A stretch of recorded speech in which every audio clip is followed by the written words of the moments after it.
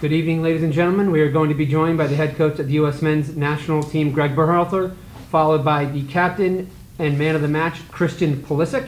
Just a couple notes as we get started.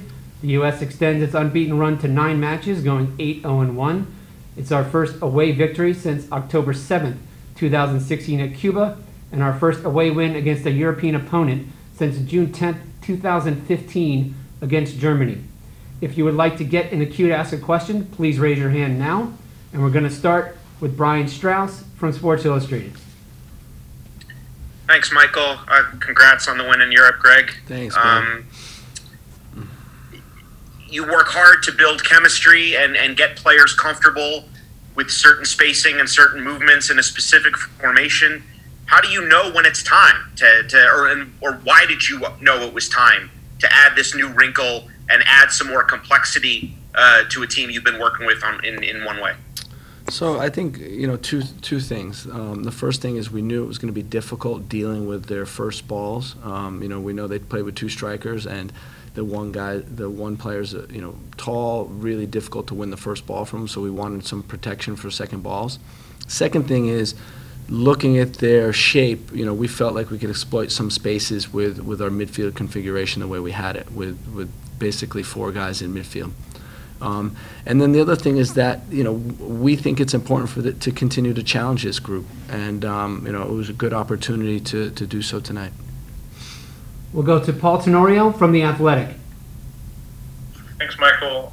Greg, just following up on that question about specifically the formation, did you like what you saw specifically with the amount of space and freedom Christian had underneath and kind of the way Christian, Gio, and Eunice worked in the central spaces? Yeah, I think, so Paul, we trained in about 8 minutes again, and we analyzed today. We showed them video today of it, and when you see the game, you can see that there were good parts, but we still have a lot of work to go in the spacing, right, to really hurt the opponent.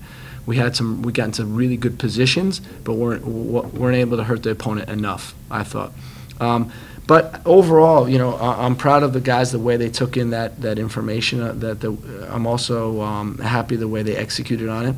And when you think about, another reason to answer Brian's question is that, Christian, their team plays the similar way, right? Serginho at Barcelona plays a similar way. Anthony Robinson at Fulham played as a wingback. A lot of our Gio played this similar position for Dortmund. So we thought that they would be reasonably comfortable playing that way. Next, we'll go to Ron Blum from the Associated Press. Hi, Greg. Looking at the 2 games as a whole, what were some of the things that impressed you over the 2 games, and what were some of the things that you think need work, given how little time you had to practice even? So I was really impressed with our defensive pressure. I think it was excellent in both games. I mean, just relentless trying to press the ball, getting after the ball. Even if we're late sometimes, it's the attitude that I really liked. When you see opponents have really low passing percentage, you can tell you're having an effect on them. So I was really pleased with that. I think we made a big improvement on defensive set pieces today from last game. It was a great challenge for us that, every ball they put back in play, every dead ball they put back in play as a set piece. So we had to really be focused in that area. I like that. And then overall, the attitude of the guys and the mindset. The team really wanted to win this game. You can tell they played with intensity, and it's important to have that mindset in every game that you play, that you go into. Next will be Ryan Talmadge from Goal.com. Hey, Greg. Obviously, Christian gets the goal today. He gets the man of the match, and it seemed like this was a game where he looked extremely confident on the ball when it comes to taking people on, making that killer pass, whatever it was. It looked like this was a confident Christian Pulisic. What did you think of his performance? What was the things you saw in his game today, and how does he kind of go about building this now that he has this under his belt? Christian got coach's man of the match, and Michael said that he got what's the U.S. Soccer Insider. Right, the U.S. Soccer Insider man of the match. So glad to see we're aligned on that. But what I'd say about Christian is, forget about all the great stuff he does on the ball. He just competed today. And when he's in that type of mode, he's just an unbelievable player. And that's what I was most happy with today. It was relentless pressing. He just kept going and going and going. And then, he's so good on the ball. He can unbalance the team. And, to me, he had an overall really strong performance. Next will be Jeff Carlisle from ESPN FC. Thanks, Michael. Hi, Greg. Apologies if this was ground covered before, but just in terms of how you felt your center backs and your center midfielders operated out of this formation, how do you think they did? And, because it did look at times like one or two passes Northern Ireland was able to kind of threaten your goal. So, how did you think the guys did? Yeah, so you mean one or two passes after turnover. I think that's what you mean, because they didn't really create much from the run of play in their attacking setup. But I agree with that, and what I'd say is, until you walk on the field, and I don't want to make excuses for the guys, but until you walk on the field, you don't realize what condition the field was in. Really difficult field conditions today. Bumpy, a lot of dirt, soft dirt, so it was difficult, and we lacked a little bit of that, that precision on the ball, and that's why we had some turnovers. And, what I like, though, is that the guys still tried, and you see in the second half there's a period where we really came up and took possession of the ball and moved it around nicely. So overall, pleased with the I think the effort to execute the game plan. Next will be Franco Panizo from SBI Soccer. Thanks, Michael. Congrats, Greg, on the Thanks. win. Just wanted to quickly ask you about Daryl Dike. I know the other day you said he's still adjusting and adapting to the tactics and the way that you guys want your number 9 to play. But what did you see from him off the bench today in those 30 minutes or so that he had? And what's the message for him going forward for whether he returns to Orlando City or stays with Burnley the rest of the way? Thanks, Greg. So I think Daryl, along with all of our substitutes today, made a big difference. I think they helped the team, and that's all you can ask. Brian did a great job. Sebastian did a good job. Brendan came in and gave us a lot of energy. Chris Richards won duels. Luca came in to help seal the win.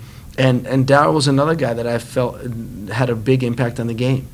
With his strength, with his movement behind the line, which I think has improved. The only thing I'd be slightly critical of is that he didn't finish the chances that he has, because normally, he needs to score a goal with the chances that he got. But overall, I'm pleased with the Daryl that I saw today and in camp, and I think it's a good sign for Orlando, a good sign for Barnsley, and we're excited to follow him for the rest of the season. Next will be Nicholas Mendela from NBC Sports.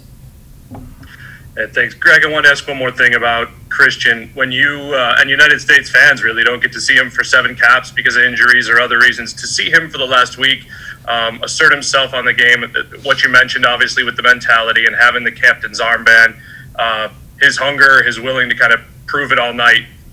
If you just speak to that a little bit more, because it's not necessarily something people talk about with a player who's as creative and skillful with the ball as him, is how hard they work. Yeah, and I think, in my opinion, that's the next level for Christian, is just that type of performance all the time. And, when he does that, the rest speaks for itself. He's such a creative player. He's such a good player. And, I think that, I was really impressed with his performance, really impressed with how he, handled himself today, before the game, during the game and after the game. So overall, I really liked his performance. Next will be Charles Bone from MLSsoccer.com. Hi, Greg. Congrats on the results. My question is about Gio Reyna. He's been given so much responsibility and trust at such an early age, and he's clearly a high ceiling talent. And it seems like there's a lot of reward with him, and maybe a lot more risk maybe than the average player in terms of the stuff he tries, the things he sees. What did you see from him today, and what do you see in his general sort of development at this point?